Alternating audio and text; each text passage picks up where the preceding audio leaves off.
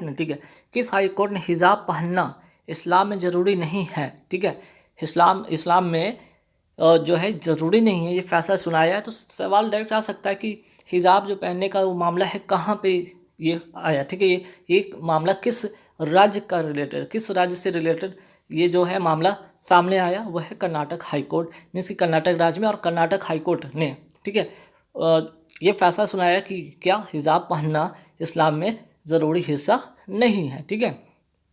चलिए सवाल नंबर 2 पे आते हैं कि हाल ही में चर्चा में रहा, ठीक है, कैडी वाइपर क्या है, ठीक है, कैडी वाइपर ये है क्या, ये एक तरह के क्या है, सॉफ्टवेयर मेलवेयर है, ठीक है, एक क्या है, मेलवेयर सॉफ्टवेयर है जो यूक्रेन के सिस्टम पर अभी हाल ही में जो भी चल रहा है रशिया यूक्रेन का युद्ध, ठीक है, उसमें यूक्रेन के सिस्टम पर अटैक किया गया है और इसका काम है डाटा को डिलीट करना, इसका काम क्या है, डाटा को डिलीट करना, ठीक है।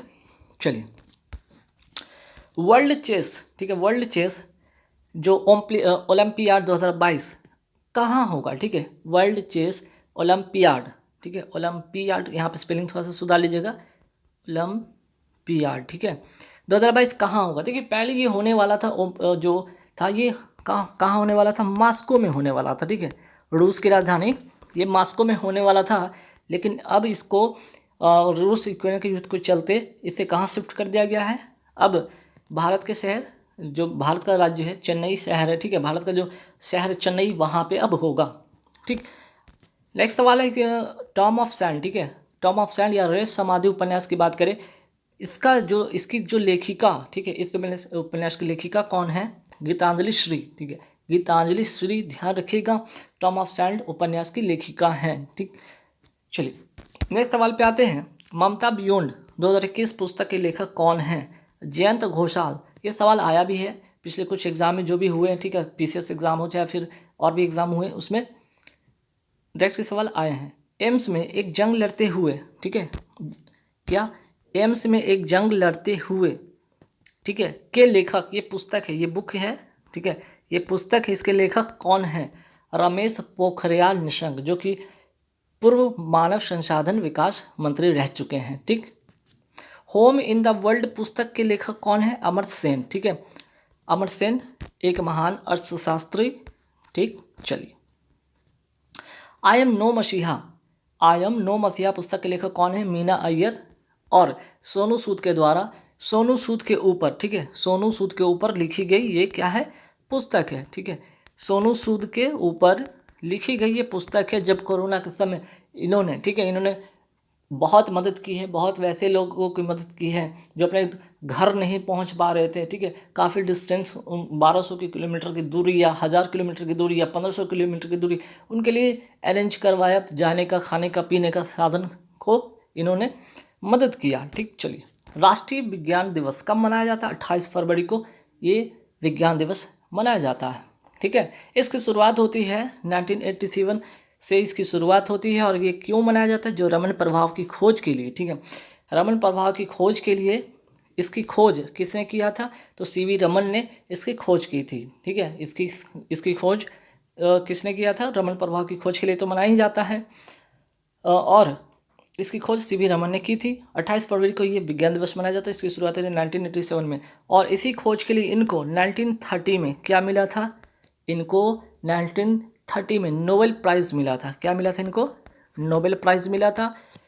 किसके लिए, तो रमन प्रभाव की खोज के लिए इनको नोबेल प्राइज़ भी मिला था। और 19, ठीक है, ये भी ध्यान रखिएगा, 1954 में जो पहला, ठीक है, जो पहला भारत रत्न था ये भी इनको मिला है, ये भी याद रखिएगा, 1954 का पहला भारत रत्न इनको मिला है। हालांकि 1954 का भारत रत्न इनके सिवा 2 और व्यक्ति को भी उस समय मिला था, 3 लोग को मिला था पहला भारत रत्न, 3 लोगों को मिला था, डॉक्टर सर्वपल्ली राधाकृष्णन और राजगोपालाचारी, और तीसरे ये थे सीवी रमन, ठीक है।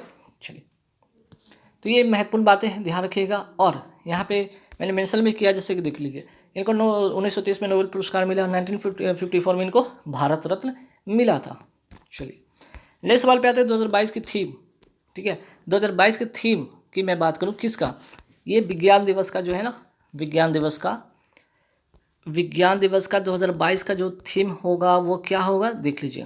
थीम है integrated approach in science and technology for sustainable future के लिए, ठीक है, नेक्स्ट सवाल पे आते हैं कि 25 फरवरी 2022 को भाषा सर्टिफिकेट सेल्फी, ठीक है, ये इंपॉर्टेंट है, भाषा सर्टिफिकेट सेल्फी अभियान किस मंत्रालय ने शुरू किया है?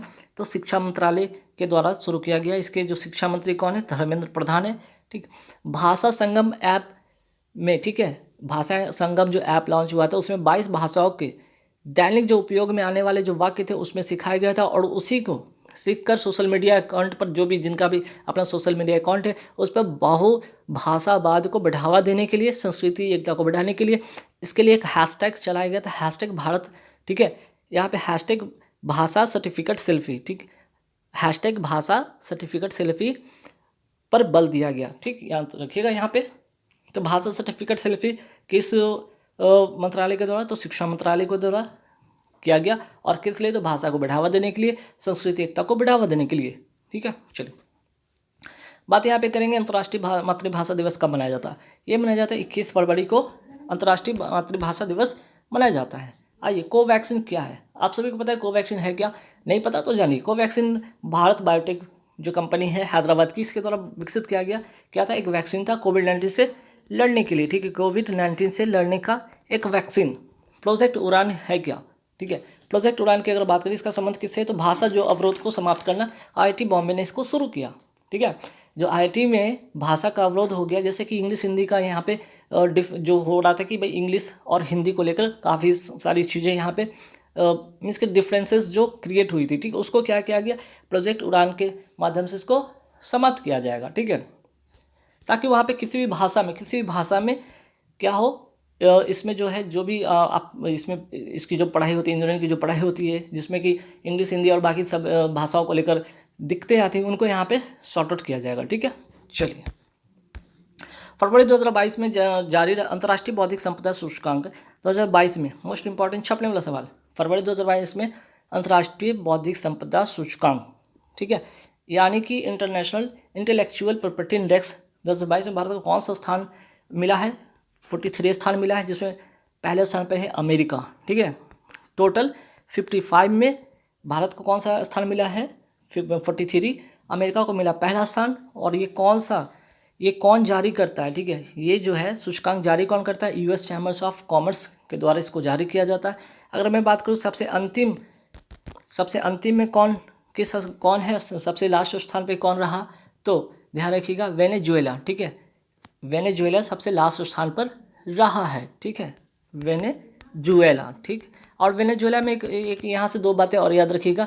इस यहाँ के घास के मैदान को क्या कहा जाता है? लानोस कहा जाता है, और एंजल प्रपात यहीं पे स्थित है। ठीक है, नेक्स्ट सवाल पे आता है भौगोलिक संकेतक जिसको कहते हैं GI टैग कितने वर्षों के लिए होता है? ये 10 वर्षों के लिए होता है।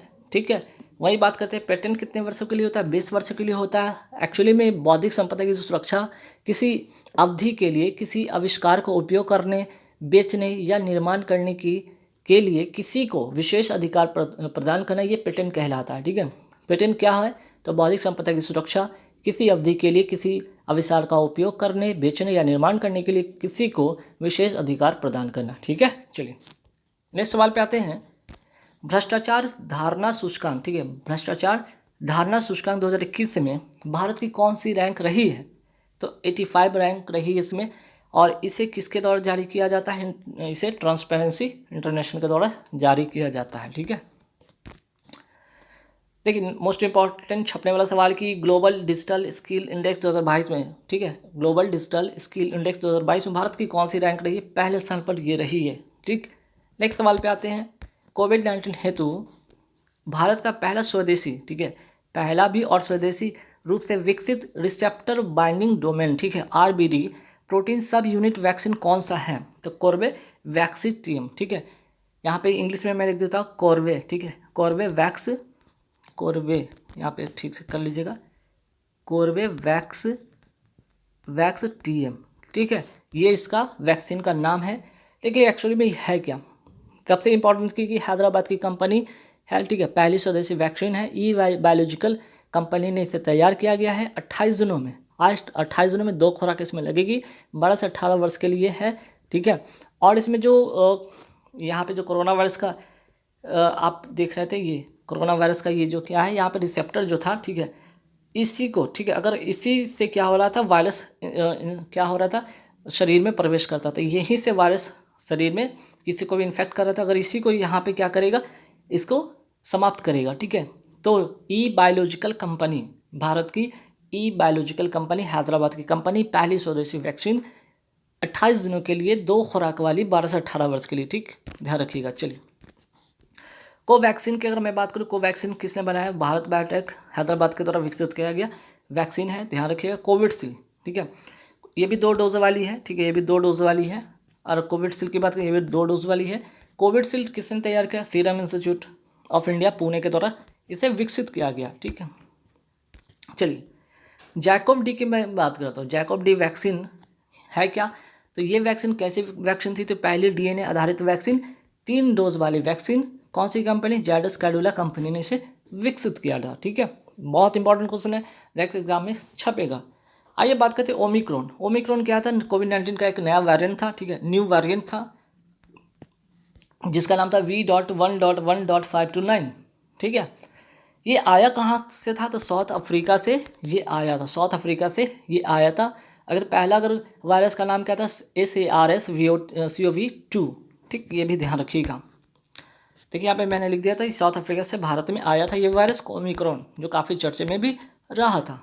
आइए, 58वीं सीनियर राष्ट्रीय शतरंज चैंपियनशिप 2022 का मेजबान कौन सा शहर किया, ठीक है, कानपुर शहर, ध्यान रखिएगा। डेफ एक्सपो 2022 का आयोजन कहाँ पे होगा, गांधीनगर गुजरात में होगा।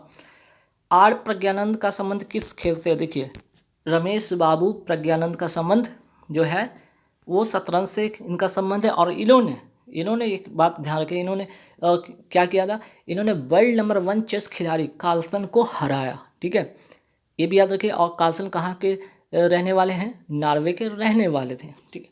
नेशनल यूथ फेस्टिवल का आयोजन कहाँ हुआ, पुडुचेरी में हुआ, ठीक, 12 और 13 जनवरी को हुआ पुडुचेरी में नेशनल यूथ फेस्टिवल आयोजन, ठीक है, नेशनल यूथ फेस्टिवल का आयोजन पुडुचेरी में हुआ, या मेजबानी इन्होंने पुडुचेरी ने किया।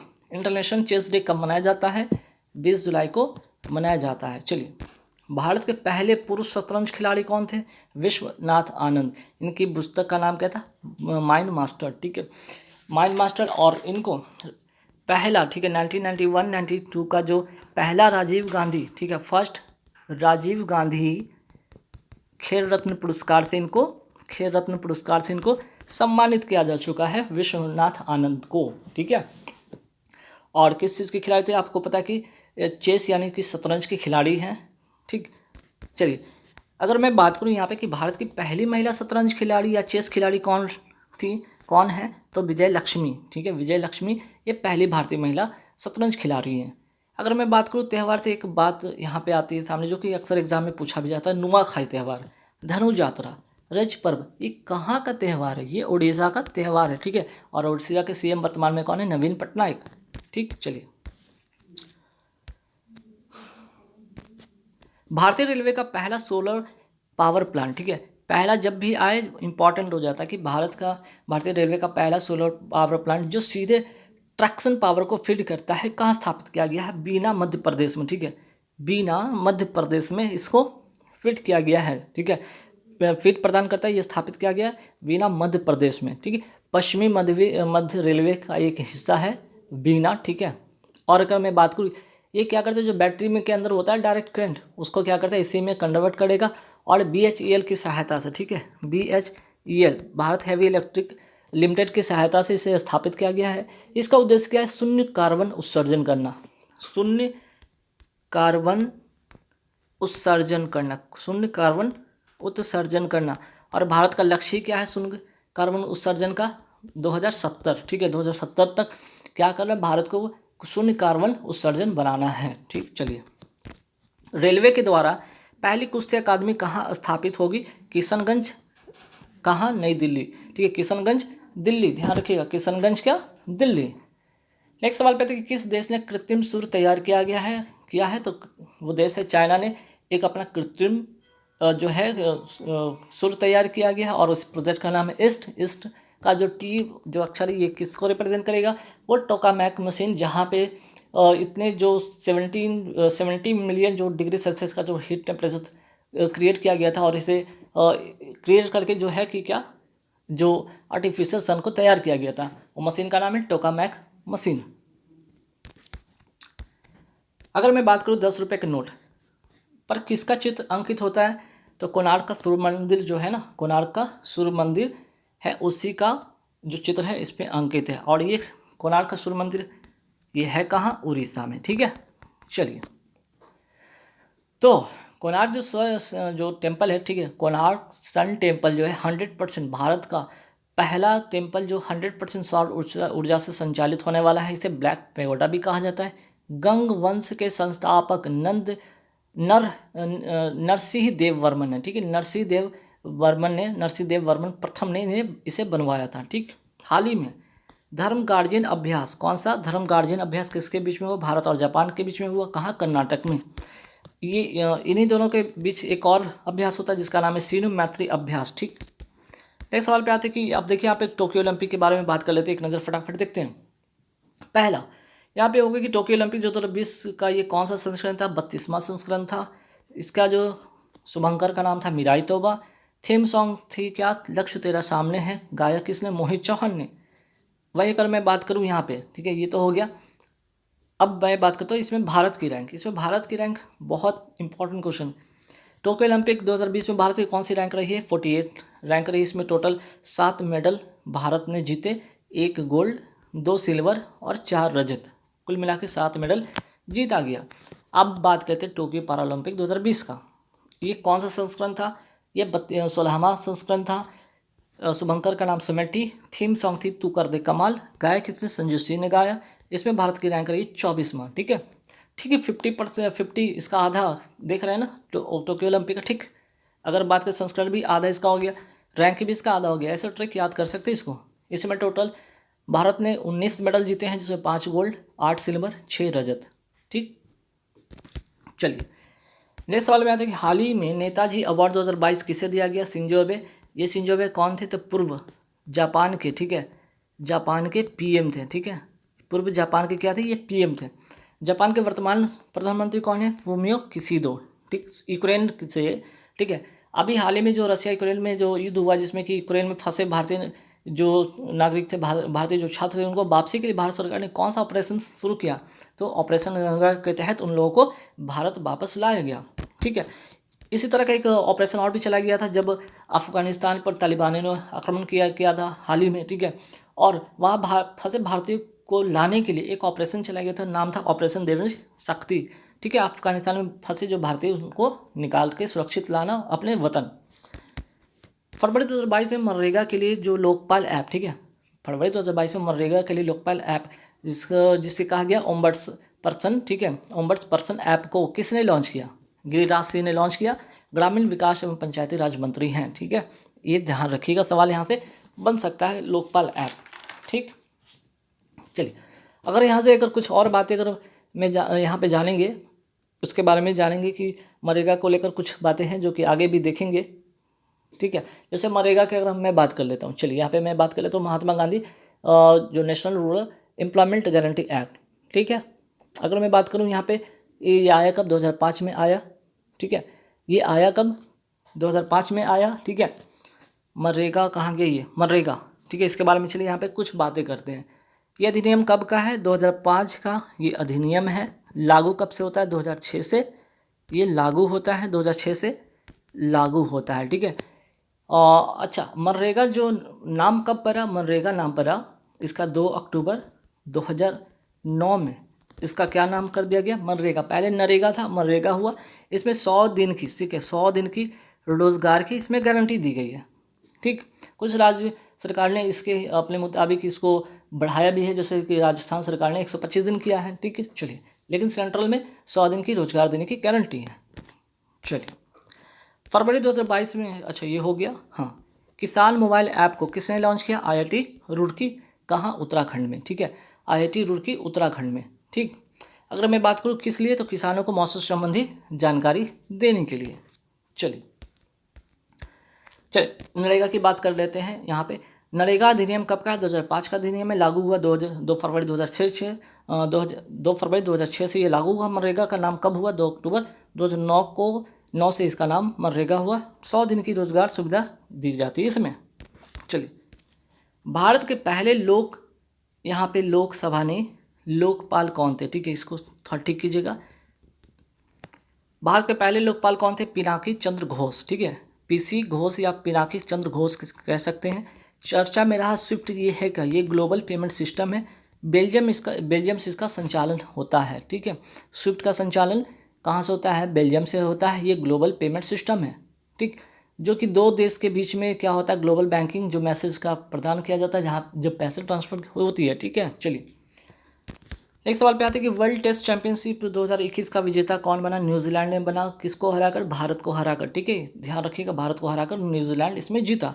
मलेशियाई ओपन स्क्वाश चैंपियनशिप 2021 जीतने वाले पहले भारतीय कौन बन गए हैं? सौरभ घोषाल। दुग्ध मूल्य प्रोत्साहन योजना कहाँ का है? ये उत्तराखंड का ये योजना है। किस राज्य में देश की पहली हरित हाइड्रोजन आधारित माइक्रोग्रिड परियोजना, कौन सी परियोजना? माइक्रोग्रिड परियोजना की शुरुआत हुई आंध्र प्रदेश में। भारत का पहला हर घर जल योजना वाला राज्य कौन सा है? गोवा। 100% वैक्सीनेशन वाला राज्य कौन सा है? हिमाचल प्रदेश। आसियान शिखर सम्मेलन 2021 हुआ कहाँ? ब्रुनेई में, ठीक। भारत के वर्तमान महान्यायवादी कौन है? के वेणुगोपाल। अंकुर योजना का संबंध की मैं बात करूँ किस राज्य से? मध्य प्रदेश से है, और यह वृक्षारोपण से इसका संबंध है। वात्सल्य योजना का संबंध किस राज्य से है? उत्तराखंड से है। और कोविड-19 में ध्यान रखिए, कोविड-19 में अनाथ हुए बच्चों के लिए ये योजना है। घर घर औषधि योजना राजस्थान का है। प्राण वायु देवता से पेंशन योजना हरियाणा का है। पीएम कुसुम योजना का संबंध किससे है? तो राजस्थान जयपुर से है। और इसके अंतर्गत किसानों को, ठीक है, सिंचाई के लिए सोलर पैनल की सुविधा दी जाती है। सोलर पैनल, ठीक है, ये ध्यान रखिए, सोलर पैनल का संबंध है। इसमें 90% कौन देगा पैसे? इसमें 90% और 10%, इसमें 90% सरकार देगी और 10% खुद स्वयं को निर्वाह करना होगा, ठीक है। चलिए भारत के वर्तमान नियंत्रक एवं लेखा परीक्षक, ठीक है, लेखा परीक्षक कौन है? गिरीश चंद्र मुर्मू 14वें नंबर के ये हैं, ठीक है। G20 जो शिखर सम्मेलन 2021 हुआ कहाँ? इटली में हुआ। अगर मैं पूछूँ कि ठीक है G20 शिखर सम्मेलन 2022 कहाँ होगा? ये होगा इंडोनेशिया में। और 2023 में कहाँ होगा? भारत में। तीनों बात ध्यान रखिएगा, G20 शिखर सम्मेलन 2021 इटली, 22 इंडोनेशिया और 23 में भारत में होगा। केंद्रीय मंत्रिमंडल ने लड़कियों की शादी की उम्र 18 से बढ़ाकर 21 वर्ष करने का प्रस्ताव किया है। ये कौन सी समिति ने किया है? जया जेटली समिति ने किया, ठीक है। अभी हाल ही में जिम जो कॉर्बेट नेशनल पार्क है उसका जो नाम है बदल दिया गया है। इसका नाम बदल कर क्या कर दिया गया है? Ramganga national park. आइए यहाँ पे केसरे हिंद, ठीक है, केसरे हिंद किस राज्य की राजकीय तितली घोषित की गई है? अरुणाचल प्रदेश का, ठीक है, अरुणाचल प्रदेश का, ध्यान रखिएगा। वहीं हिम तेंदुआ और काली गर्दन वाली जो क्रेन या जिसे सारस कहते हैं, को कहाँ का? हिम तेंदुआ को राजकीय पशु और काली गर्दन वाली जो क्रेन है उसको पक्षी घोषित किया है लद्दाख ने, ठीक है। चलिए केटली को किस राज्य का, ठीक है, केटली को किस राज्य का राजकीय मछली घोषित किया है? आंसर हो जाएगा सिक्किम। अब आइए यहाँ पे फटाफट देख लेते हैं। जैसे यूरो कप 2021 का विजेता इटली रहा। उबेर कप 2021 का विजेता चाइना रहा। अगर मैं बात करूँ यूरो कप का संबंध, ये यूरो कप का संबंध किस खेल से है? ठीक है, ये फुटबॉल से इसका संबंध है ना। यूरो कप विजेता इटली, ठीक। उबेर कप का संबंध, उबेर कप 2021 का विजेता चाइना रहा। थॉमस कप 2021 का विजेता इंडोनेशिया रहा, ठीक है। ये उबेर कप की मैं बात करूँ, थॉमस कप की बात करूँ, ये दोनों का संबंध किससे है? बैडमिंटन से है, ठीक है, बैडमिंटन से खेल का संबंध है। कोपा अमेरिका 2021 का विजेता कौन रहा? अर्जेंटीना, ठीक है, किसको हराकर? ब्राज़ील को हराकर। और इसका भी, इस खेल का संबंध किससे है? फुटबॉल से, ठीक है, फुटबॉल से संबंधित है, ठीक। अंतर्राष्ट्रीय नागरिक उड्डयन दिवस, ठीक है, कब मनाया जाता है? 7 दिसंबर को मनाया जाता है। अभी हाल ही में जर्मनी के नए चांसलर कौन बन गए? ओलाफ शॉल्स बन गए हैं। और किस राज्य में जो पायलट प्रोजेक्ट रीहैब शुरू किया गया? असम में, ठीक है। रीहैब का मतलब होगा reducing elephant human attack using bee, ठीक है, reducing elephant human attack using bee, ठीक। चलिए मृदा दिवस, ठीक है, विश्व मृदा दिवस कब मनाया जाता है? 5 दिसंबर को मनाया जाता है। जूनियर हॉकी विश्व कप 2021 किसने जीता? अर्जेंटीना ने जीता। किसको हराकर? जर्मनी को हराकर जीता है। चलिए यहाँ पे बात करते हैं असम जो है, ठीक है, असम का सर्वोच्च नागरिक सम्मान असम वैभव, ठीक है, असम का सर्वोच्च नागरिक सम्मान असम वैभव, नाम से ही पता चल रहा है असम का ही सर्वोच्च नागरिक सम्मान है। किसको दिया गया? रतन टाटा को दिया गया। 40वें भारतीय अंतर्राष्ट्रीय व्यापार मेले में किस राज्य ने स्वर्ण पदक जीता है? वो है बिहार, ठीक। इंटरनेशनल मॉनेटरी फंड के प्रथम उप प्रबंधक, ठीक है, उप प्रबंधक निदेशक किसे बनाया गया है या किन्हें बनाया गया? गीता गोपीनाथ को बनाया गया है। अगर मैं बात करूँ IMF का, ये हेडक्वार्टर है कहाँ पे? Washington DC। इस्टेब्लिश होता है 1945 में। किस राज्य की पुलिस को प्रेसिडेंट कलर पुरस्कार से सम्मानित किया गया है? हिमाचल प्रदेश। जो है, ठीक है, जगन्नाथ विद्या दिव्य शिक्षा सहायता योजना का संबंध किस राज्य से है? आंध्र प्रदेश से है, ठीक। और यहाँ के वर्तमान जो है, अगर CM की मैं बात कर लूँ तो कौन है? जगमोहन रेड्डी। भारत पर्यटन विकास निगम, भारतीय पर्यटन विकास निगम के वर्तमान अध्यक्ष कौन है? संबित पात्रा। राष्ट्रीय प्रदूषण नियंत्रण दिवस कब मनाया जाता है? 2 दिसंबर को मनाया जाता है। और यहाँ पे वर्ल्ड कंप्यूटर साक्षरता लिटरेसी डे भी मनाया जाता है 2 दिसंबर को। अगर मैं पूछ लूँ कि ठीक है, और हॉर्नबिल जो फेस्टिवल कहाँ का है या